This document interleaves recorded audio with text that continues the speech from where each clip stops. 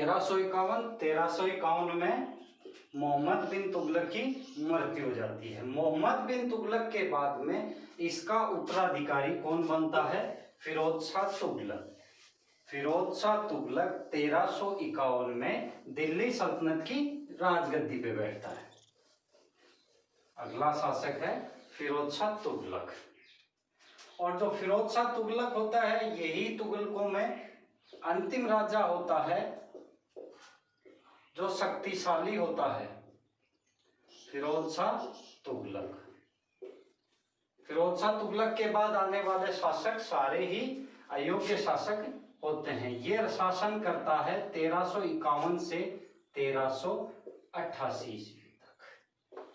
फिरोज शाह तुगलक का काल जो है वो नहरों के लिए बहुत विकास वाला काल कहा जा सकता है। इसके शासन काल में नहरों का बहुत ज्यादा मात्रा में विकास किया जाता है। इवन 5 नहरें तो इसकी खुद की देखरेख में ही निर्माण करवाया जाता है।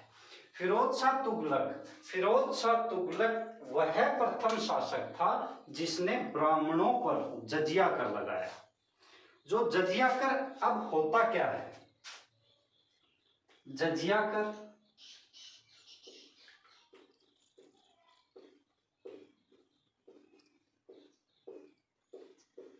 जजिया कर सबसे पहले लगाया गया था मोहम्मद बिन कासिम द्वारा। मोहम्मद बिन कासिम कब? 712 ईस्वी में। जब मोहम्मद बिन कासिम भारत पर आक्रमण करता है उस समय ये 712 ईस्वी में जजिया कर लगाता है। जजिया कर लगाया गया था गैर मुस्लिमों पर, मुसलमानों को छोड़कर, मुस्लिम धर्म के लोगों को छोड़कर बाकी सभी पे ये जजिया कर लगाया जाता था। सभी से कर वसूला जाता था। पर मोहम्मद बिन कासिम के शासन काल में ब्राह्मणों,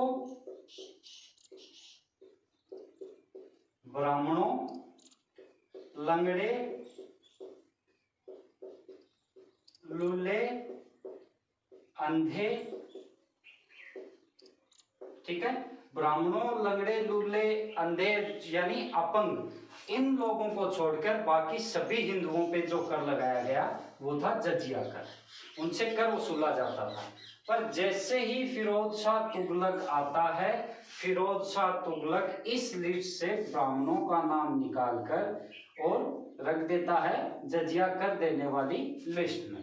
तो ब्राह्मणों पर जजिया कर लगाने वाला प्रथम शासक था फिरोज शाह तुगलक। और जजिया कर लगाने वाला भारत में पहला शासक मोहम्मद बिन कासिम। इसमें बिल्कुल कंफ्यूज नहीं होना है। भारत में जजिया कर लगाने वाला प्रथम शासक 712 ईस्वी में मोहम्मद बिन कासिम, और ब्राह्मणों पर जजिया कर लगाने वाला प्रथम शासक फिरोज शाह तुगलक, जो तुगलक वंश का था। ठीक है दोस्तों। इसके बाद में इसके प्रमुख 4 कर, जजिया कर तो था ही, पर इसके अलावा इसने 4 कर और लगाए। पहला कर था इसका खराज। पहला कर ये लगाता है खराज कर। खराज कर एक तरीके से भूमि कर था। जिसके पास जितनी भूमि होगी वो उतना ज्यादा कर देगा। तो खराज क्या था? भूमि कर। उसके बाद में इसने दूसरा कर लगाया जकात। अब जजिया से तो मुस्लिम थे, वो बाहर थे, पर मुस्लिमों पर इसने जो कर लगाया वो था जकात, मुस्लिमों से लिया जाने वाला कर।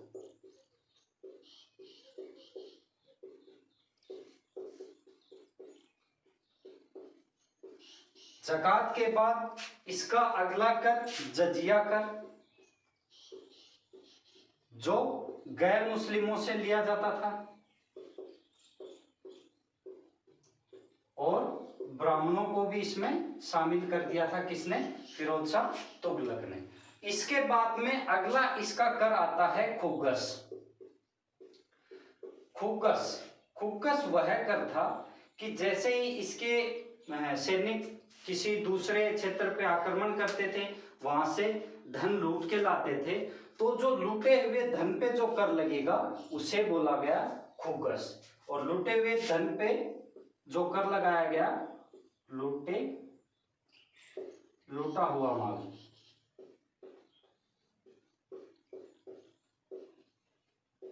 जैसे ही धन लूट के लाते थे उस पे ये कर लगा के और खुद के पास भी कुछ हिस्सा उसका रख लेता था। इसके बाद में इसके फिरोज शाह तुगलक के काल में महत्वपूर्ण 5 नहरों का निर्माण होता है। 5 नहरों में से सबसे पहली नहर थी अलुग खनी नहर। पहली नहर थी अलुग खनी नहर, अलुग खनी नहर।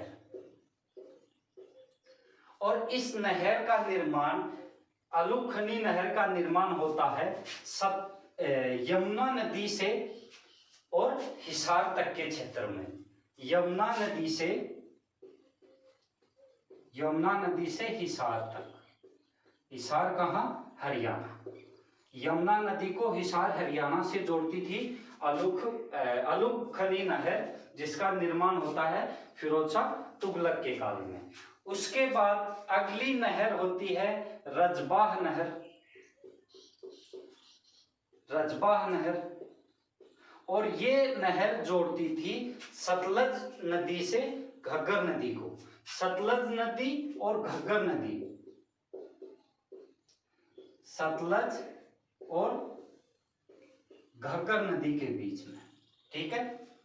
दूसरी नहर रजबाह नहर जो सतलज और घग्गर नदी के बीच में थी।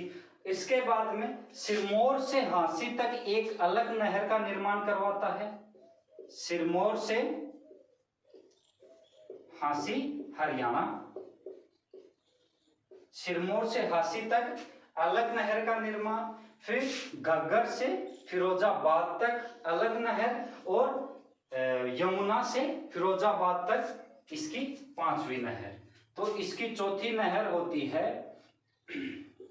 यमुना से, यमुना को जोड़ता है किससे? फिरोजाबाद से, और घग्गर को जोड़ता है किससे? फिरोजाबाद से।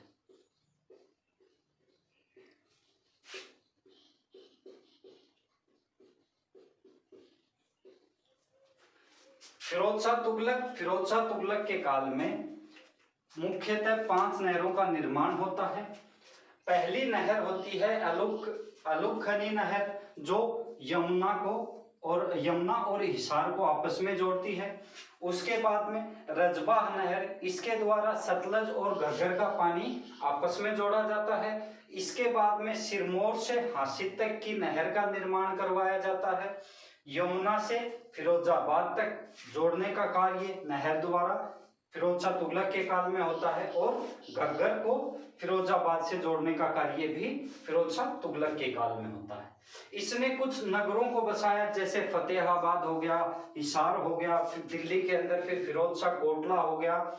इन नगरों को बसाया जाता है। कौन कौन सी नगरें? पहला हिसार, फिरोजाबाद, हिसार, फिरोजाबाद, फतेहाबाद,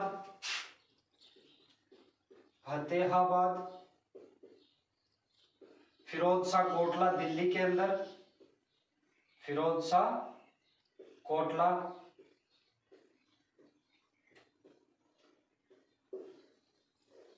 इसके बाद पहला इसका कार्य क्या? 4 कर लगा दिए, ठीक है भैया। 5 नहरों का निर्माण करवा दिया, 4-5 नगर बसा दिए। अब नगर बसाए हैं तो उनमें कुछ पुरानी चीजें ला के रखने की व्यवस्था भी की जाएगी। उसी के तहत ये क्या करता है, जो मेरठ के अंदर जो अशोक स्तंभ होता है उसे उठाकर पहले दिल्ली लेके आता है, और फिर दिल्ली से उठा के फिरोजाबाद रखवा देता है। इसकी राजधानी बनाता है ये अपनी दिल्ली के अंदर ही फिरोजाबाद को। तो ये क्या करता है, मेरठ व लेपरा कहां पे होता है? अंबाला के अंदर। इन दोनों जगह पे अशोक स्तंभ होते हैं।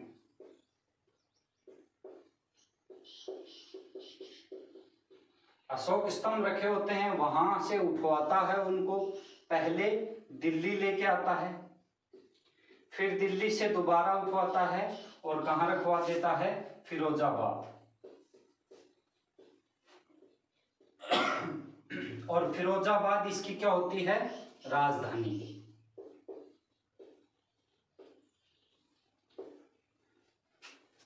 इसके शासनकाल में ये निर्धन महिलाओं और निर्धन व्यक्तियों, बच्चों के लिए कोई अस्पताल की व्यवस्था करता है, और जो दास होते हैं उनके लिए एक अलग से विभाग की स्थापना की जाती है। इसके द्वारा हम देखते हैं कौन से हॉस्पिटल का निर्माण करवाता है, कौन से विभाग का गठन करता है।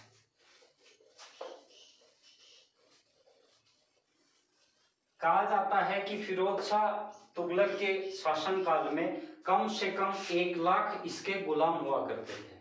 ठीक है, तो ये गुलामों को दासों के लिए एक विभाग का गठन करता है, और उस विभाग को कहा जाता है दीवान ए बंदगान।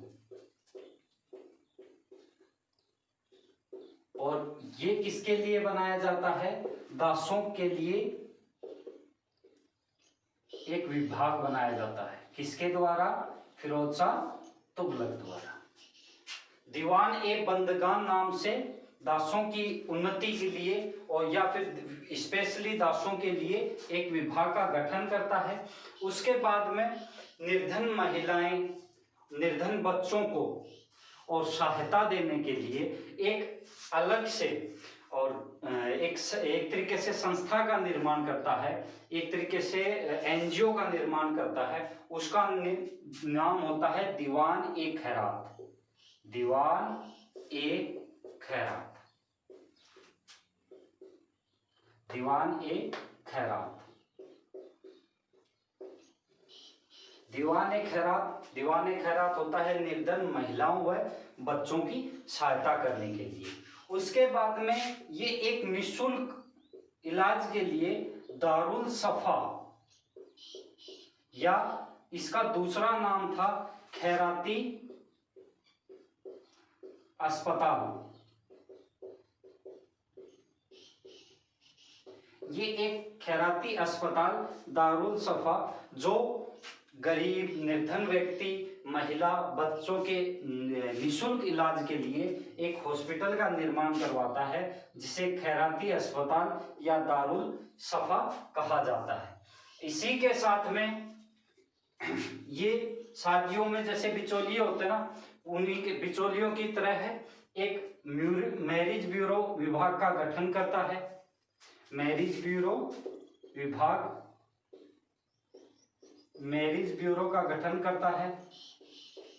इसी के साथ में लोक निर्माण विभाग का गठन करता है। लोक निर्माण विभाग,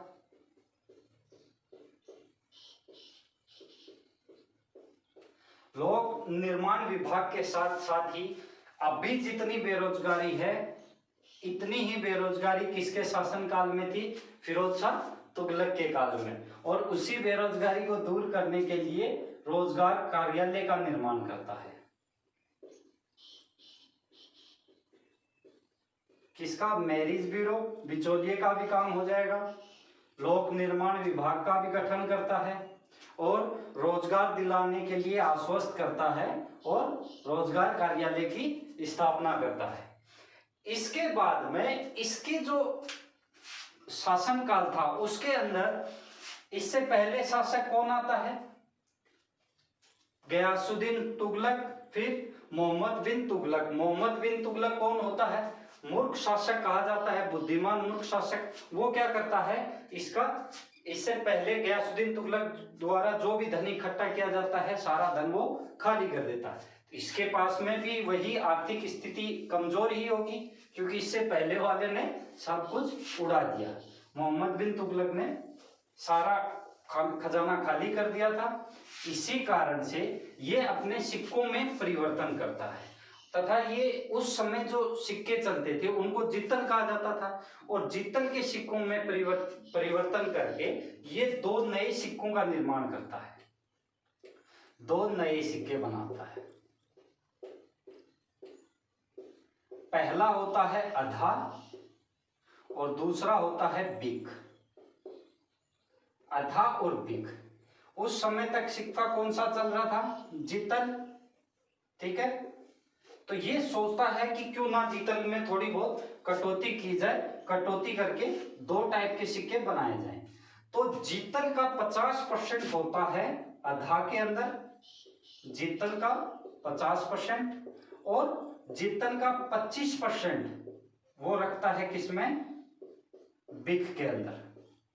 2 नए सिक्के अधा और बिक का प्रचलन कौन करवाता है? फिरोज शाह तुगलक। क्यों? क्योंकि इससे पहले जो शासक था वो खजाना पूरा एकदम सपाट करके निकल लेता है अपने। इसके बाद में इसके दरबार में एक प्रमुख इतिहासकार होता है, उसका नाम होता है बर्नी। फिरोज शाह तुगलक के शासन काल में बर्नी नामक एक इतिहासकार होता है जो पहली बुक तो लिखता है तारीख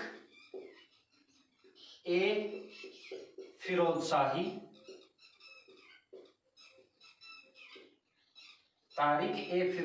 जिसमें फिरोज शाह के शासनकाल के बारे में जानकारी मिलती है। दूसरी पुस्तक की रचना करता है वो तारीख ए जहांगीरी।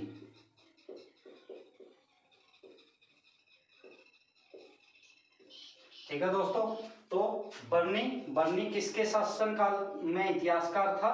फिरोज शाह तुगलक। और इब्न तूता था मोहम्मद बिन तुगलक के शासनकाल में। बर्नी द्वारा लिखित 2 पुस्तकें, पहली तारीख ए फिरोज शाही तथा तारीख ए जहांगीरी। ठीक है, और जो फिरोज शाह तुगलक होता है, फिरोज शाह तुगलक भी अपनी एक आत्मकथा की रचना करता है, और रचना भी किसमें करता है? फारसी भाषा में फतूहत ए फिरोज शाही, फतूहत ए फिरोज शाही। फतूहत ए फिरोज शाही आत्मकथा होती है किसकी? फिरोज शाह तुगलक की, और जो किस भाषा में? फारसी भाषा। फिरोज शाह तुगलक के शासनकाल में इतिहासकार बर्नी द्वारा लिखित 2 पुस्तकें, पहली तारीख ए फिरोज शाही और दूसरी पुस्तक होती है तारीख ए जहांगीरी, तथा ये अपनी एक आत्मकथा लिखता है जो होती है फतूहत ए फिरोज शाही, जो फारसी भाषा में लिखी जाती है। फिर सन 1388 के अंदर फिरोज शाह तुगलक की मृत्यु हो जाती है, और जैसे ही फिरोज शाह तुगलक की मृत्यु होती है, दिल्ली सल्तनत पे तुगलक वंश का विनाश प्रारंभ हो जाता है। क्यों? क्योंकि इसके बाद में आने वाले सभी शासक अयोग्य शासक होते हैं, और कालांतर में चल के एक अलग से बाहर से मध्य एशिया से शासक आएगा, वो इन पे आक्रमण करता है और तुगलक वंश की समाप्ति होती है। तो हम देखते हैं, क्रम देख लेते हैं कि कौन कौन सा शासक आया। बाकी उनके बारे में इतनी महत्वपूर्ण जानकारी कोई है नहीं, ना उनका कोई ऐसा कोई निर्माण कार्य है जिसके लिए उस शासक के बारे में पढ़ा जाए, या फिर ना कोई ऐसा उसने किसी विभाग का गठन किया, ना कोई इतना महत्वपूर्ण इतिहासकार या कवि इनके दरबार में आया। बस ये नाम मात्र के शासक बन के रह गए, और किसी ने 1 वर्ष राज किया, किसी ने 2 महीने, किसी ने 5 महीने, बस राज करते गए, क्योंकि अयोग्यता उन सभी शासकों में किसके बाद? फिरोज शाह तुगलक के बाद आने वाले सभी शासकों में थी। तो फिरोज शाह तुगलक के बाद में अगला शासक आता है तुगलक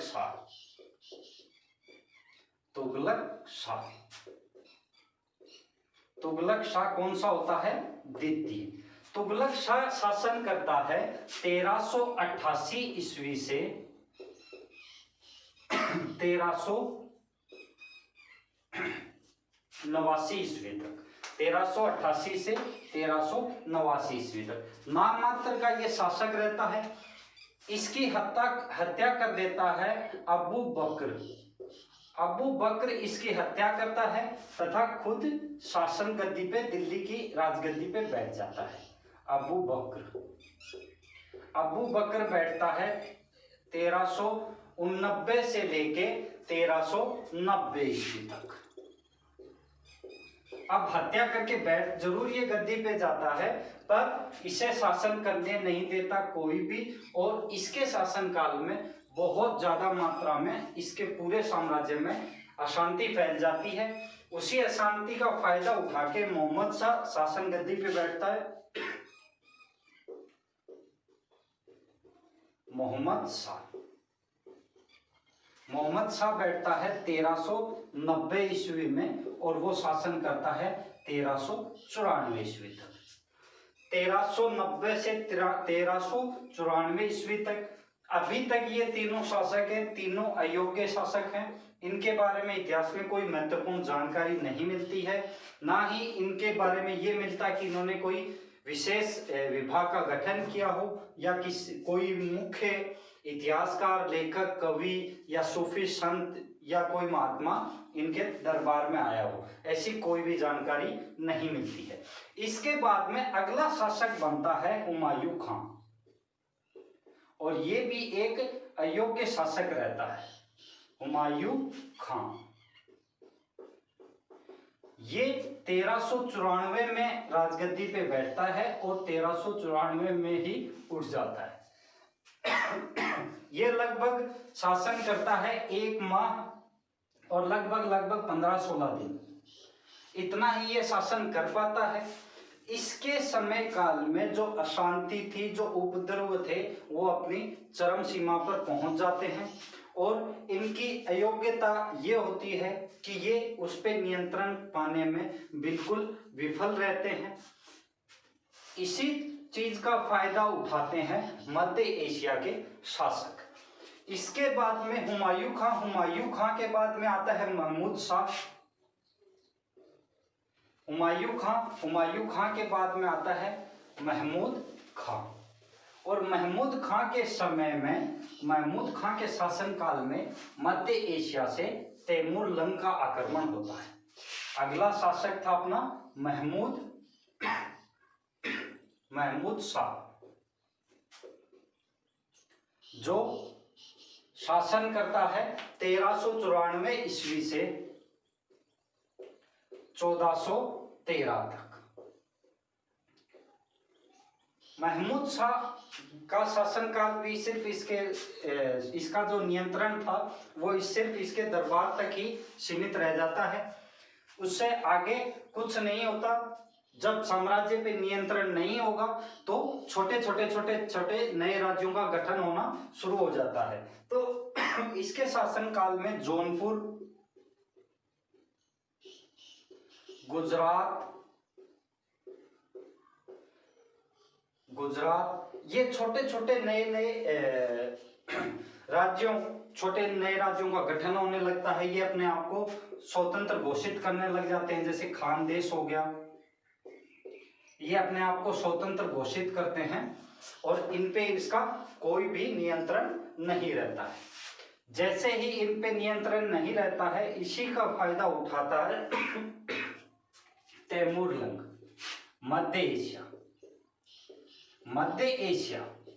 एशिया के अंदर उस समय एक शासक आता है मध्य एशिया से आक्रमण करने 1398 ईस्वी के अंदर। 1398 में कौन आता है? तैमूर लंग।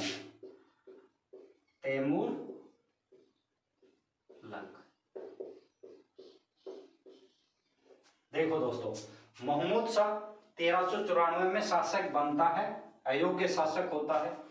पहले इसके शासनकाल में बड़ी घटना होती है कि छोटे नए स्वतंत्र राज्यों का गठन होना प्रारंभ हो जाता है। उसके बाद इसी के शासनकाल में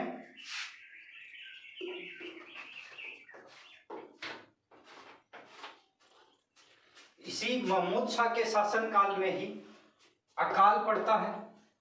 अकाल पड़ने के कारण भी इसका साम्राज्य पे नियंत्रण और ज्यादा खराब होता जाता है तथा उसी स्थिति का फायदा उठाने के लिए मध्य एशिया से तैमूर लंग आता है। 1398 ईस्वी में महमूद शाह पर आक्रमण करता है। आक्रमण करते ही जाहिर है अयोग्य शासक है तो तैमूर लंग विजित रहता है।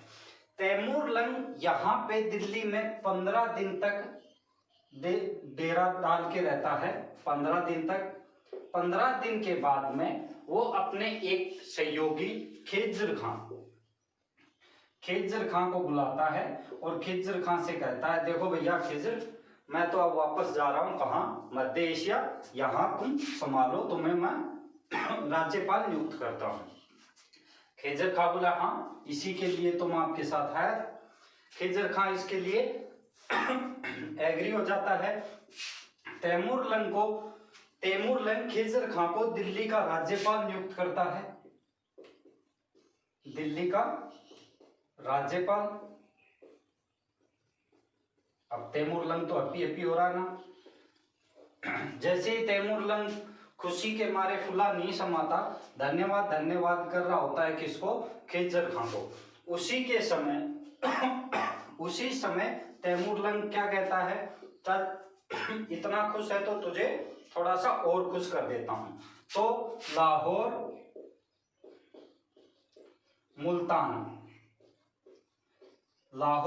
और मुल्तान, दिल्ली तो पहले ही दे दिया, फिर लाहौर और मुल्तान भी किसके हवाले कर देता है तैमूर लंग, खिज्र खां के हवाले करता है। और यहां से दिल्ली छोड़ के मध्य एशिया में वापस जाता है। इधर खिज्र खां पहुंचता है 1314 ईस्वी में। 1314 ईस्वी में महमूद शाह को बोलता है, चलो भाई अब तुम्हारा शासनकाल खत्म होता है, अब दिल्ली सल्तनत पे कौन राज करेगा, खिज्र खां। और इसी के साथ ही खिज्र खां दिल्ली सल्तनत पे एक नए वंश की स्थापना करता है और वो वंश होता है सैयद वंश। ठीक है दोस्तों, एक बार फिर से देखते हैं महमूद शाह।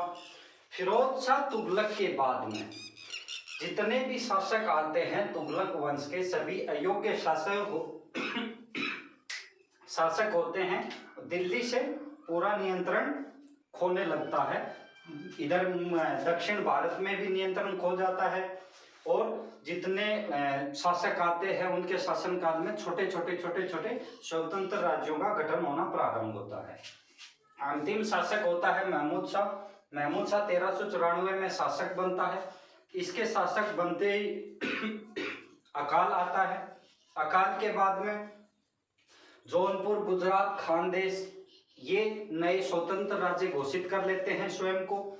उसके बाद मध्य एशिया से इसी अव्यवस्था का फायदा उठाने के लिए तैमूर लंग चलता है। तैमूर लंग पहुंचता है दिल्ली पहुंचने के बाद तैमूर लंग आक्रमण करता है किसके ऊपर, 1398 ईस्वी में महमूद शाह पर। महमूद शाह पराजित होता है। पराजित होते ही तैमूर लंग खिज्र खां को दिल्ली का राज्यपाल नियुक्त करता है। दिल्ली का राज्यपाल नियुक्त करते ही खिज्र खां की खुशी का ठिकाना नहीं रहता और इसी खुशी को बढ़ाने के लिए तैमूर लंग जाते जाते लाहौर और मुल्तान इन दोनों की सूबेदारी भी किसको सौंप देता है, खिज्र खां को। खिज्र खां उसके बाद पहुंचता है महमूद शाह के पास। महमूद शाह को बोलता है चलो आओ। महमूद शाह को दिल्ली सल्तनत की राजगद्दी से हटा के 1314 ईस्वी के अंदर सैयद वंश की स्थापना करता है खिज्र खां। तो दोस्तों ये था अपना तुगलक वंश। अगला वंश आएगा सैयद वंश। आई होप आप लोगों को समझ में भी आ रहा होगा। और थोड़ी सी वॉइस की थोड़ी प्रॉब्लम हो रही थी उसके लिए थोड़ा सा डेवलपमेंट किया जा रहा है, धीरे धीरे करके वो प्रॉब्लम भी सॉल्व कर दी जाएगी। आई होप आप लोग रिस्पॉन्स जरूर दोगे। धन्यवाद।